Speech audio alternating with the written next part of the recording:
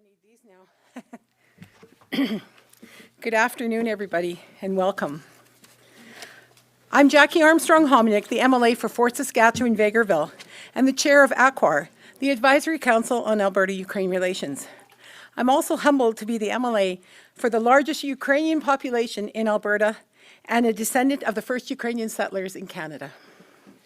I look forward to a productive discussion today on the current situation in Ukraine. Thank you, Premier Kenney, for all your support for Ukraine and the Ukrainian people, both now and in your previous federal ministerial roles. I would also like to recognize former Premier Ed Stelmach and Arisia Boychuk, President of the UCC Alberta chapter, and thank you for all your tireless contributions to the Ukrainian community. I have a warm welcome for Alexander Danilenko, Consul General of Ukraine in Edmonton, who will be providing us an update on the situation in Ukraine. I will now turn the podium over to Alexander Danilenko.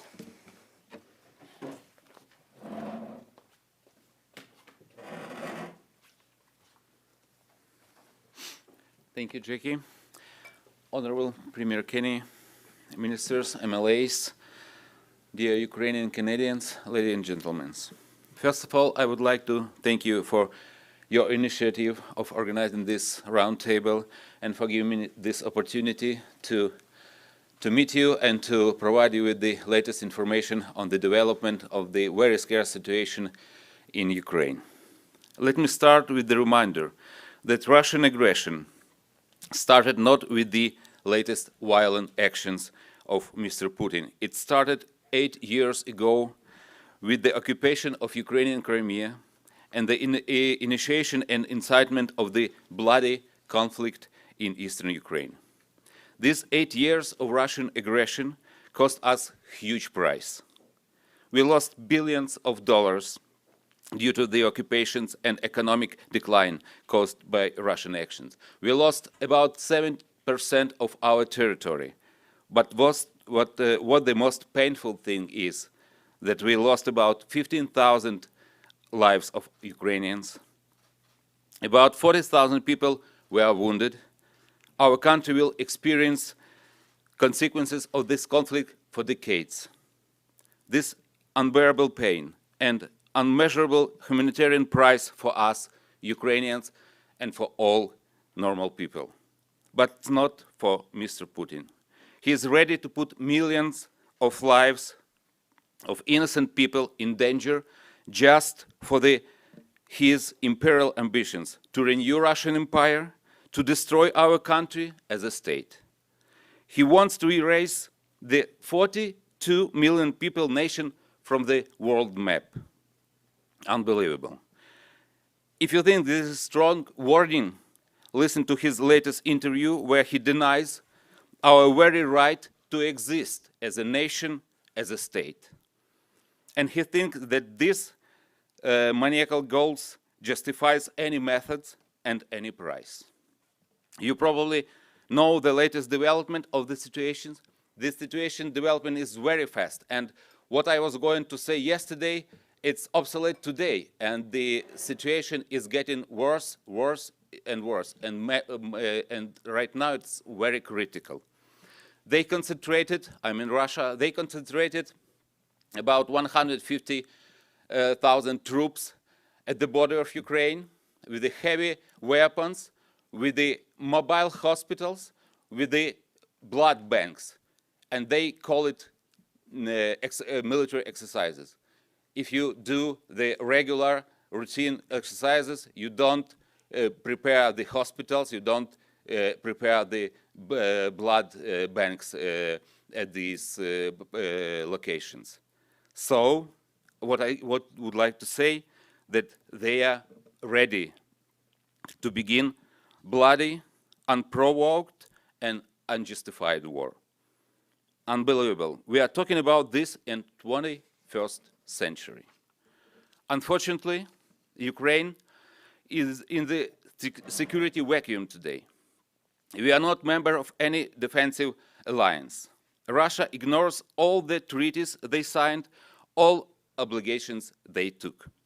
It's very sad and frightening that in the 21st century, one country can unjustifiably and unlawfully terrorize another one without fear of serious consequences. That the president of the UN Security Council member state can say that democratic country in the center of Europe with a population of 42 million people and 1,000 years long history doesn't even have the right to exist. If it's not madness, I don't know how to call it. If you don't stop Russia now, it will undermine the whole system of world security and stability. Putin is now testing the world for weakness. He will go as far as we let him. So, what can stop him? Quick, coordinated, and strong response from the international society. We understand that no country will send its troops to fight in Ukraine and for Ukraine. We understand that we should fight for our freedom ourselves, and we are ready to do that. But let us remember that this fight is not only for Ukraine. This fight is for the security and stability in Europe, for the justice and democratic values in the whole world. So Ukraine urgently needs quick and effective assistance and coordinated actions from our friends and partners in 4 main directions. First, strong and coordinated economic sanctions on Russia. Second, we urgently need modern weapons and military equipment. I want to underline defensive weapons. We are not going to attack any country, any neighbors. We just want to defend our country. We want to live peacefully on our land. And third, we need effective economic support. Russia do everything possible to destroy our economy, to make war in Ukraine without war, to make everything possible just to stop our economy working. So we're just asking our partners to start. We are not talking only about some economic grants or credits. We are talking about starting some kind of long-term programs, projects to support our economy, to let it survive in these circumstances. And last but not least, humanitarian assistance. It's a crucial matter for Ukraine and Ukrainian people. I already gave you some figures. We have tens of thousands wounded people, hundreds of thousands military men who returned from the war and have urgent needs for physical and mental rehabilitation. We have millions of displaced people who also need humanitarian help. As the UN Office for Coordination of Humanitarian Affairs estimates, 2.9 million people in Ukraine will need humanitarian support in 2022. And all this only if Putin abandons his insane plans. If not, the number of such people will increase many times. So, humanitarian aid is a vital matter for our country today. And concluding my remarks, I would like to thank you all again for the strong and continuous support for Ukraine, and we feel it every day. Canada on the federal level already provided us a very substantial and very valuable support, economic support, military support, sent us defensive equipment. And with understanding that the sanctions and the military assistance are the matter of the federal government, I would like to appeal to the provincial government, to the Ukrainian community here in Alberta, to provide us with any kind of assistance that is in your capacity to help our country and our people at this critical time. Thank you very much.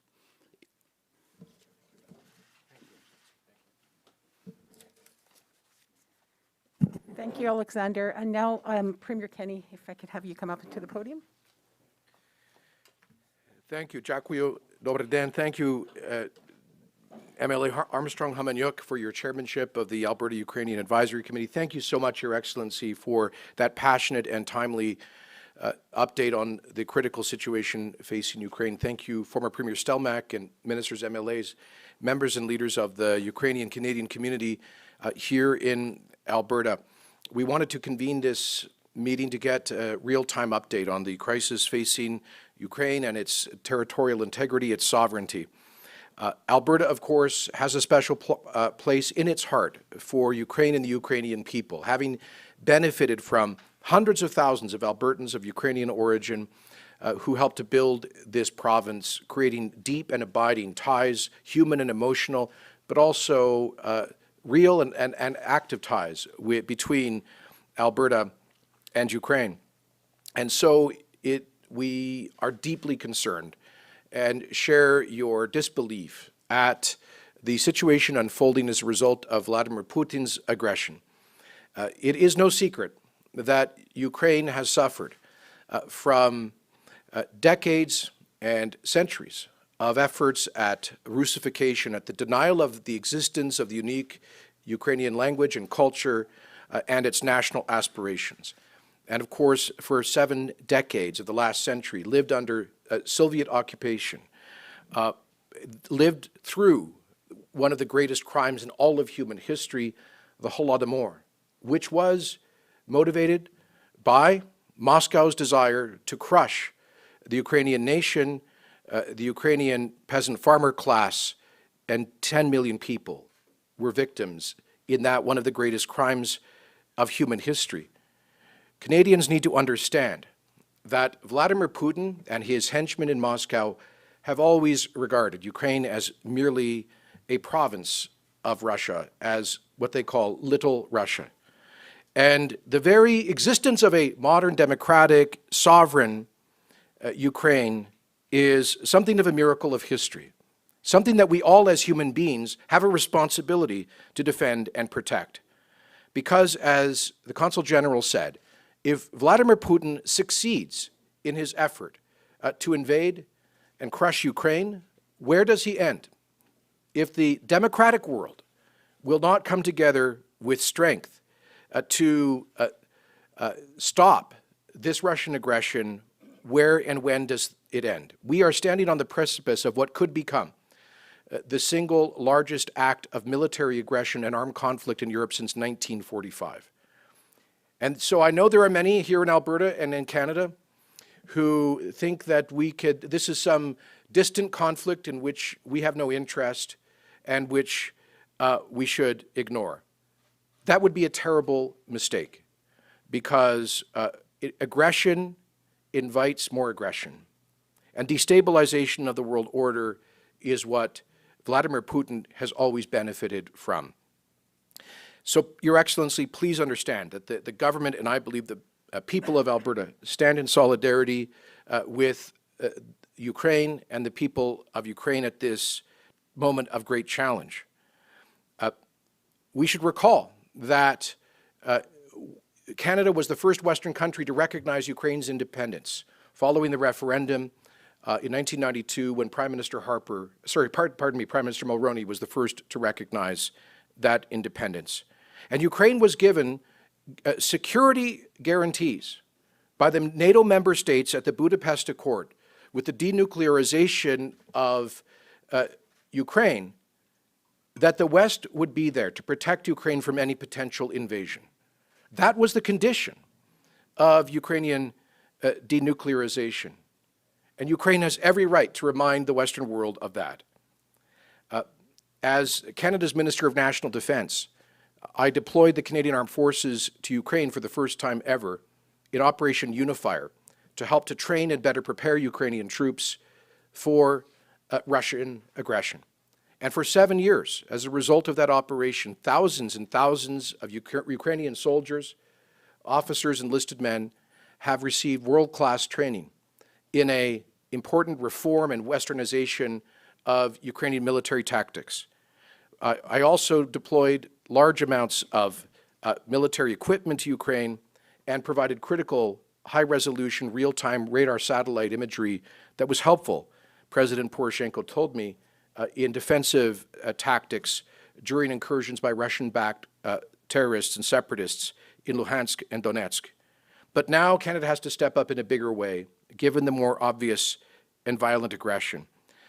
And so I call on the Government of Canada to spare no effort in providing all necessary military equipment, humanitarian support, and also the strongest possible sanctions.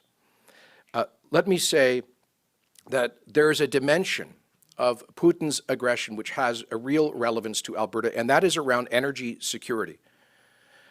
Russia has the world's third largest proven and probable oil reserves. Alberta has the world's third largest proven and probable reserves. And so let me speak very bluntly to our friends and partners in the United States. President Biden, a year ago, arbitrarily and retroactively vetoed the Keystone XL pipeline that would have delivered over 800,000 barrels a day of responsibly produced oil to help fuel the American economy. Today, the United States imports over 800,000 barrels a day of oil from Vladimir Putin's Russia, enriching the Russian treasury to finance Putin's aggression. This makes no sense as a matter of national security or of energy security. And so I call on Prime Minister Trudeau to pick up the phone and call the President and say it is time to move away from from financing Russian aggression through these massive energy imports. Canada can be the solution to that. That may not be an immediate solution to the current prospective invasion, but we need to play a long game just as Vladimir Putin has over the past decade since his invasion of Crimea and eastern Ukraine. So Alberta can play a critical role in displacing Russian oil and energy exports, which are the basis of the wealth of Putin's state, which finances his military aggression. And we are eager and willing to work with the U.S. administration to play that role, to be a secure, democratic source of critical energy that can help the world turn away from its growing dependence, including Europe, the lifting of sanctions on Nord Stream 2, yet another sign of weakness that will put Western Europe under even greater Russian influence at the worst possible time, while also hurting Ukraine's energy security and future economy. Finally, let me say that while the government of Alberta doesn't have a military or an international development program, we do feel strongly that we want to show sign of solidarity to the people of Ukraine at this time. So I'm pleased to announce that Alberta's government is providing $1 million in funding to the Ukrainian Canadian Foundation to support humanitarian relief efforts. And Your Excellency, I'm eager to sit down with you and to see if there's other practical ways in which we can provide practical assistance in addition to our strongest possible moral support. So with that, thank you, and I now look forward to hearing from my predecessor, a great Albertan of Ukrainian origin, the Honorable Ed Stelmach. Slava Ukraini.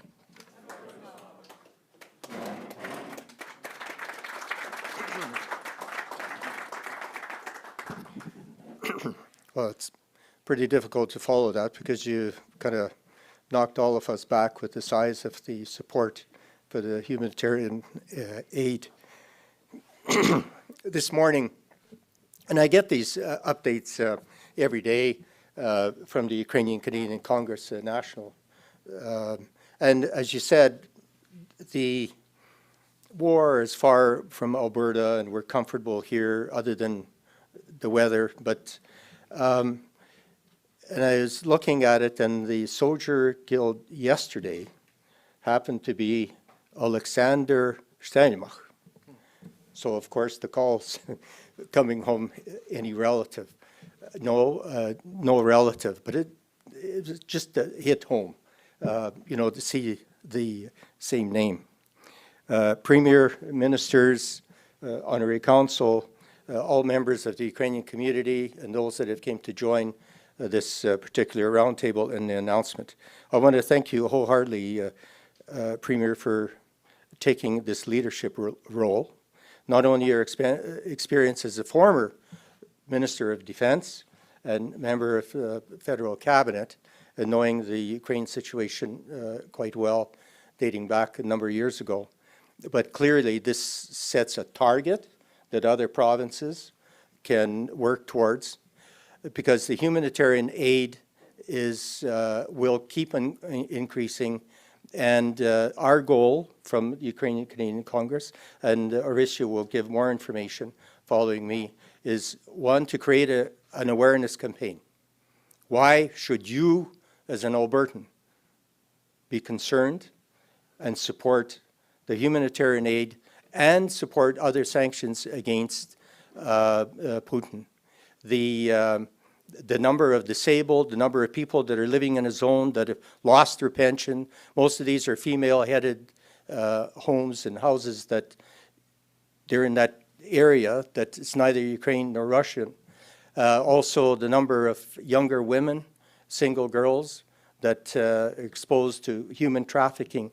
These are all serious matters, humanitarian. And that doesn't talk about the number of disabled that also need the support, and the number of refugees.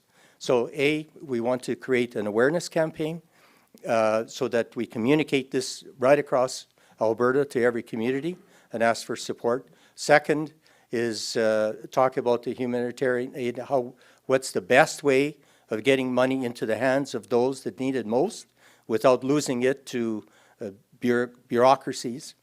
And the third, and we don't know how deep this invasion will go, is how do we prepare for what may be a number of refugees looking for a new home? How can we integrate them into Alberta society? Because there are already, as Alexander said, a number of displaced people looking for homes. And we've done it in the past. We've done it at the end of martial law in Poland. We opened up Alberta. We did it for Bosnia a number of years ago. We have the organizations. It's just a matter of putting it all together and prepare, because it's not going to get any better. And of course, because tied to Ukraine as a descendant of grandparents that arrived here as serfs over 120 years ago. But it just, you can't watch and see someone inflict this pain, needless pain, treachery, just on populations that have nothing to do. They're not aggressive. They're peace-loving people wanting to enjoy independence and a civil society. So I appeal to everyone today for your support. And once again, thank you. I can tell you, when we were talking about this at the table, we didn't think that we would get such incredible support. Thank you, Premier. Okay, thank you.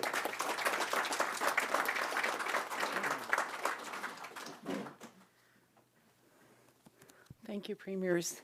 I'm in the best spot in the world between the two greatest Premiers around. Next, I'll call on Arisha Boychuk to give a small presentation.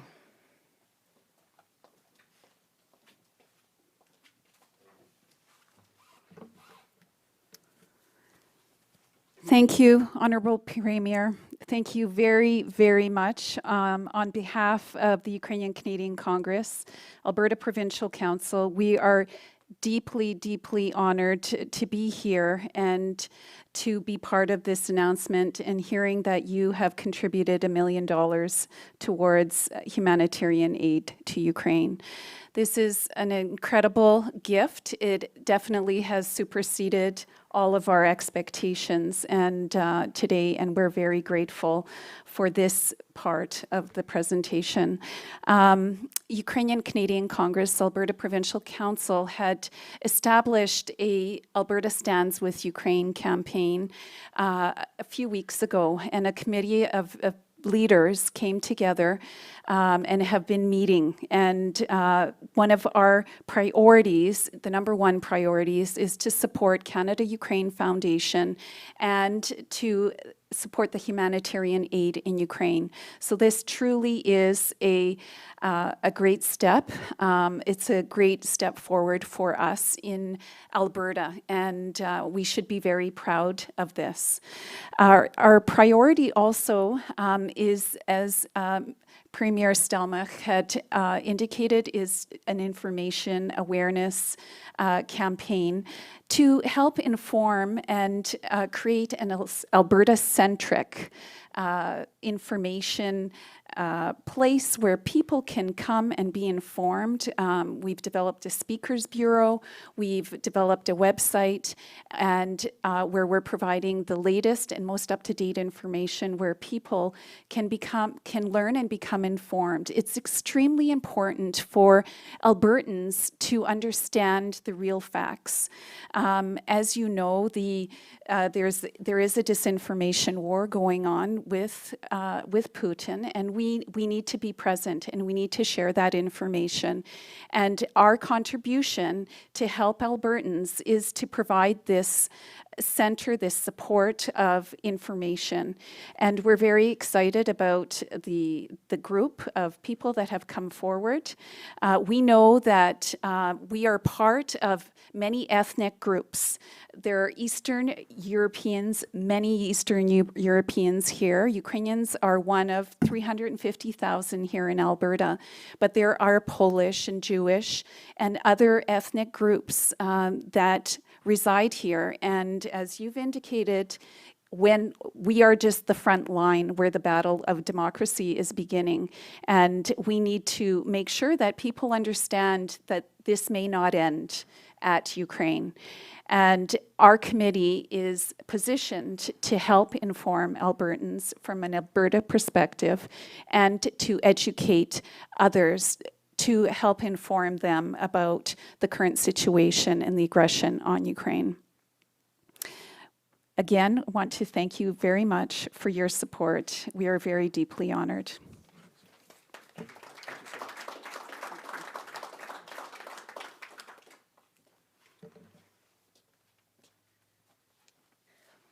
Well, that concludes our formal portion of the program this evening. I want to thank you all for coming. For our guests, I'll ask that Heather and Jared direct people into the Windsor room, and while media is finishing up here. Thank you.